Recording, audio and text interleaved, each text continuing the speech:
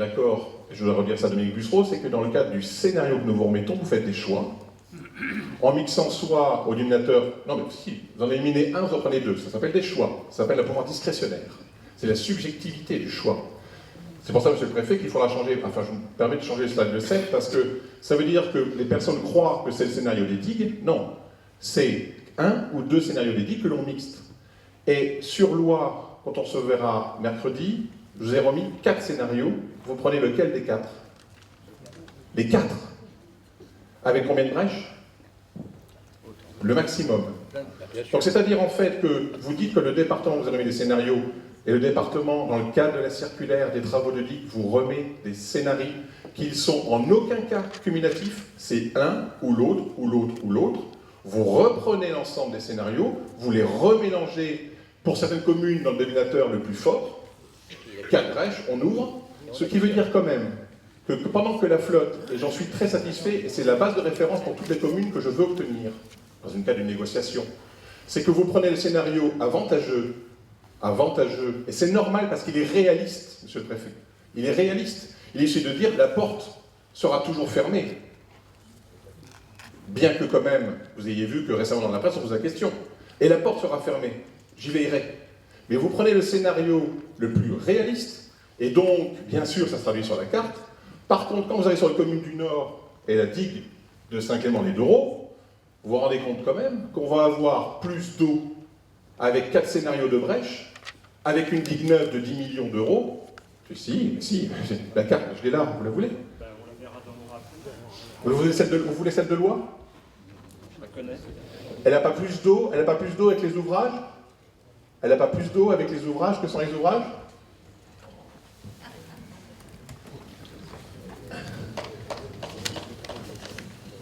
On va la remettre à la presse. Faites attention.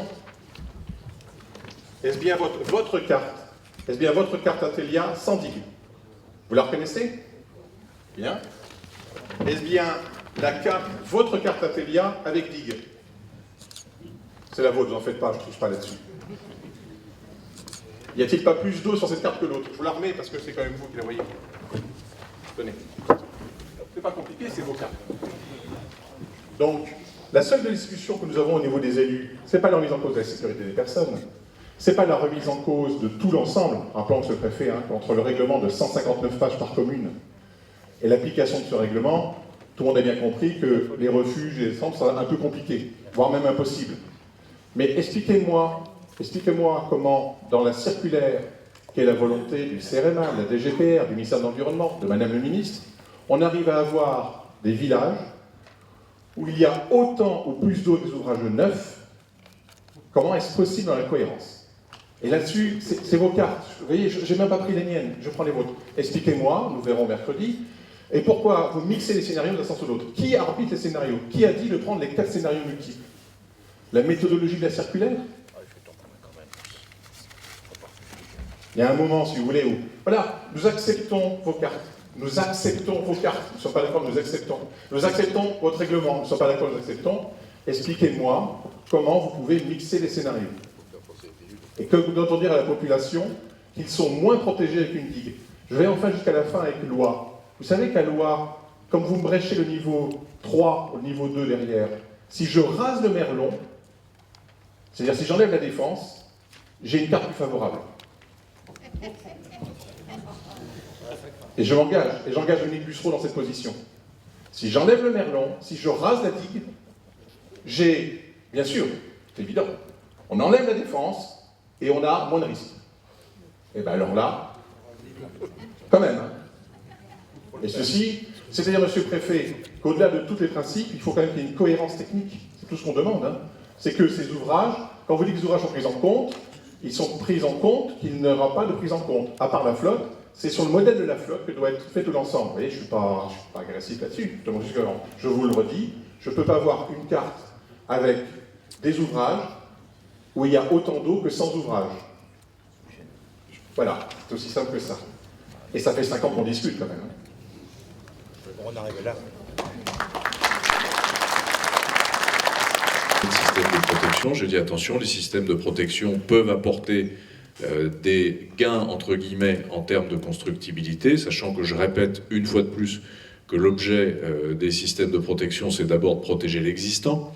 Et il y a un certain nombre de cas donc, où les ouvrages de protection peuvent apporter des gains, mais il y a aussi des situations, et notamment avec la prise en compte de la bande de protection, où un ouvrage de protection peut engendrer des contraintes sur la partie qui lui est immédiatement adjacente.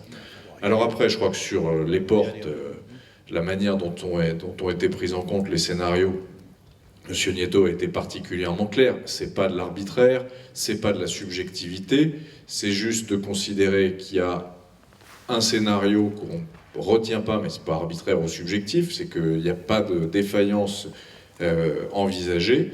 Et pour les autres, on a deux ouvrages distincts, donc on prend les deux. Et sur loi, c'est pareil. Il y a un ensemble d'ouvrages. On ne peut pas, même si effectivement ça peut vous paraître comme extrêmement pessimiste, on est obligé à un moment de rentrer dans nos hypothèses des défaillances simultanées des différents ouvrages de protection. Voilà. C'est comme ça que se font les choses. Ça peut être contesté, mais ça n'a rien ni d'arbitraire, ni de discrétionnaire, ni de subjectif. C'est une logique que nous poussons, peut-être à son maximum, mais c'est une logique sur laquelle nous construisons ces cartes-là. Alors, je reviens rapidement sur vos remarques. Parce que cette question des cartes, elle nous a beaucoup agités, elle nous a beaucoup occupés, notamment lors de la réunion des personnes publiques associées du PLUI qui a eu il y a un mois à peu près, sur les questions juridiques. Moi, je crois avoir lu avec pas mal d'attention ce que disait le tribunal administratif de Poitiers et la cour d'appel de Bordeaux, et ce que j'y ai lu, c'est la chose suivante. Certes, le porter à connaissance dans sa partie entre guillemets, et je mets volontairement entre guillemets, prescriptive, n'est pas opposable, et le juge nous a rappelé que s'il y avait besoin d'un PPRL, en quelque sorte, s'il y avait besoin d'un PPRL, c'est bien parce que les recommandations qui figuraient dans le porter à connaissance, pour utile qu'elles soient à l'État pour déterminer sa stratégie de contrôle de légalité, n'étaient pas en elles-mêmes opposables. On parle bien des règles, enfin la partie recommandation, orientation du porté à connaissance. Les cartes d'aléa, elles sont opposables à partir du moment où elles ont été communiquées là-dessus. Et donc, je ne crois pas qu'il y ait d'ambiguïté sur le sens de la jurisprudence là-dessus. Et c'est précisément parce qu'il y a cette différence entre, d'une part, des cartes d'aléa qui sont opposables à partir du moment où elles sont communiquées, et d'autre part, le reste, si j'ose dire, du porté à connaissance qui ne l'est pas, qu'afin de clarifier les choses et de ne pas rester, si j'ose dire, au milieu du gué, il faut que nous avancions sur la traduction réglementaire de ces cartes d'aléa.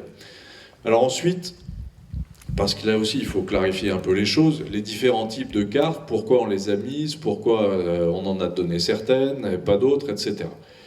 Il y a donc bien, si je peux dire, 3 types de cartes.